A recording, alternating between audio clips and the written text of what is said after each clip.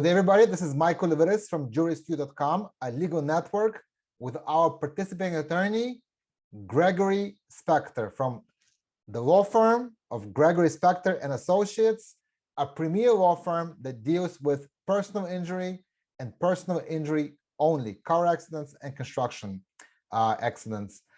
Gregory, welcome back. Good morning, Mike. Thank you for morning. coming. Thanks. Gregory, I called you in because there was a big development that happened recently in courts, which could change the landscape of personal injury lawsuits here in New York. There was a certain doctor, Dr. Tusi, who is an expert for the insurance companies, right? And insurance companies are using him to try to not pay for insurance claims, which is not good for the people who got hurt in car accidents. They're trying to get recovery for their injury, for their medical bills and so on. Because of this doctor, they were being precluded. So please tell me what happens and how can this help now the plaintiffs, the people who are suing, to get just awards for their injuries. All right. So, yes, this was factually correct. There was a lawsuit on June 7th that ended up in a what's called an excess verdict. Okay. What's an excess verdict? Let's start from that. Now, insurance company has a particular insurance limits. And the most common insurance limits in the state of New York are 100, 300, which means that $100,000 for each person who is in the car, who is involved in an accident, up to $300,000 total. Okay. So let's say 3 people may potentially get 300. However, 5 people will have to divide those 300 between them. Now, there are some insurance companies that were notorious for never ever tendering that amount, and they would have a bunch of steps that they would go through in order to not pay that amount. And I'll be honest with you, there were a lot of law firms that wouldn't take cases once they would learn that this insurance company is the defendant. We were not one of those firms. We were taking these cases. We know how to fight them. We know the variables that need to be solved. And you have a whole army of attorneys and paralegals ready to go to fight for your clients. Exactly. So, of course, first, they try to do, while the litigation is going on, they put out that ridiculous offer of usually $25,000, and they wouldn't move from that. You don't take it, they start trying to dismiss this case on the motions. If the liability is an issue, they'll try a motion for summary judgment on liability. Then they would try a motion for summary judgment on threshold. Now, I guess let me try to translate that in plain English. Please. Let's say summary judgment. Summary judgment is when, one party says, listen, there is really no issues of fact to be presented to a jury. These issues are issues of law, and therefore they can be decided by court, by a judge. Okay, so you go ahead and file such motion. We do that a lot on the liability side, especially if it's a rear-end collision or it's an obvious violation by the defendant of a VTL rule, a stop sign or a left turn, things of that nature. The advantage for plaintiffs in obtaining such a judgment early on in the game is that it starts accumulating interest of 9% annually. And then whatever the verdict is at trial, it has to be adjusted by that 9% annually from the moment that the judgment was granted. Okay.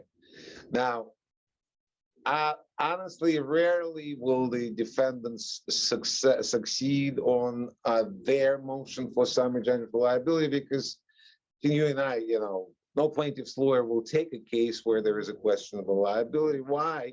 Because we get paid on contingency, right? Only if you win.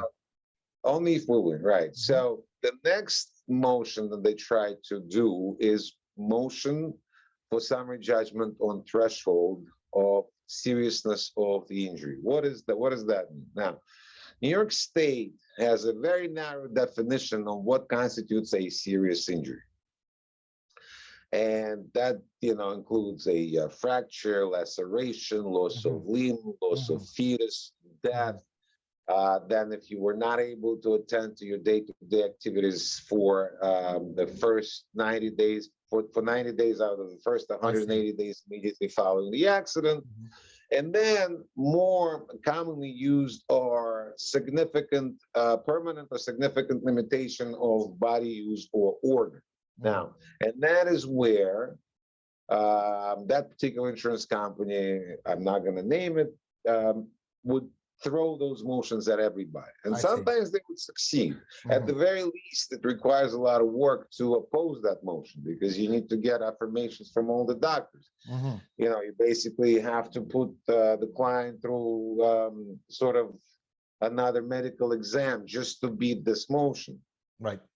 Throughout all the doctors. But we have never lost that motion ever against that particular defendant. So when all this fails and they go to trial, they like to put, and you called him a doctor, you're being generous. He is a self-proclaimed doctor. He has his medical degree in another country, which does not count in the United States. He never, ever, he never completed his affirmations here. Unbelievable. At least in the state of New York. And they would provide this doctor's opinion. He was called a biomechanical expert. And usually that person would review the, pictures, defendant's vehicles, pictures, pictures. He would review the testimony of the depositions, and he would review all the treatment. And always he would say that these injuries could not have been caused by this accident, which creates... So always, as a rule, he would make sure that the plaintiff does not get paid. Always. You understand, he was not an independent consultant. He was paid by the insurance company. He was paid by insurance companies to give that opinion. Okay. And unfortunately, it was not just this particular insurance company that used them. He was, this name is very well known. I went against this guy about 3 years ago in King Supreme. I'm sorry, actually, it was transferred to King Civil, and destroyed him on the cross-examination. Unfortunately, the client didn't want to wait until the verdict because they offered $95,000 before jury went to deliberate. We took that $95,000. What happened on June 7th is, you're right, is a game changer because I guess that client didn't mind going above and beyond, and they got a verdict of over $1 million on $800,000 policy.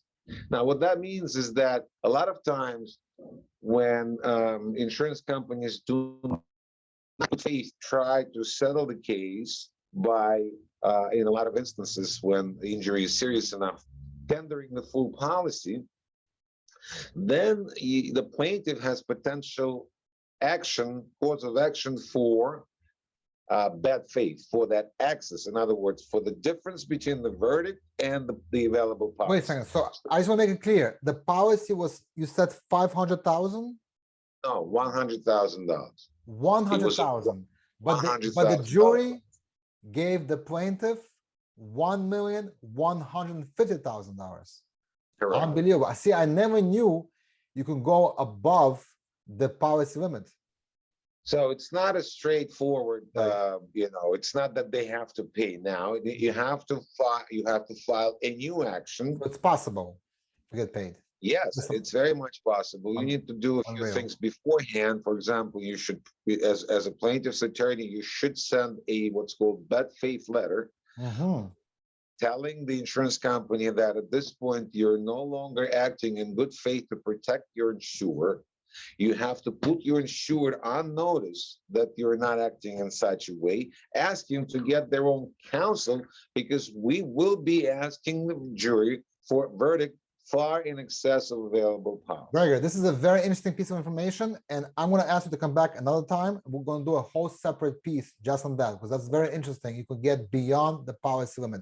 But let's come back now to this demolished, destroyed Dr. Tusi.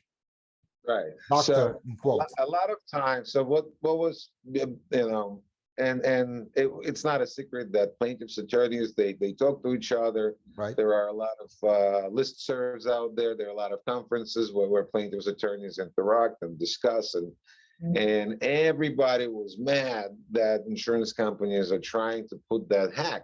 I'm sorry.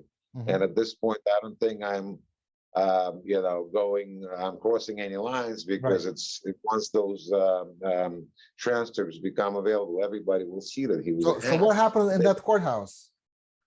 So let me just pull back. So the attorneys talk amongst themselves, and there was a division as to what's better, what is a safer way to proceed. Is it to preclude this alleged expert, through what's called a motion in limine, which you can file right before the trial starts.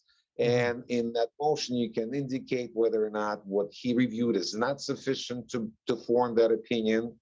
Or there is also what's called a Fry hearing, which is a hearing where you honestly, you basically question all the background that this person presents he has. If he's a real expert.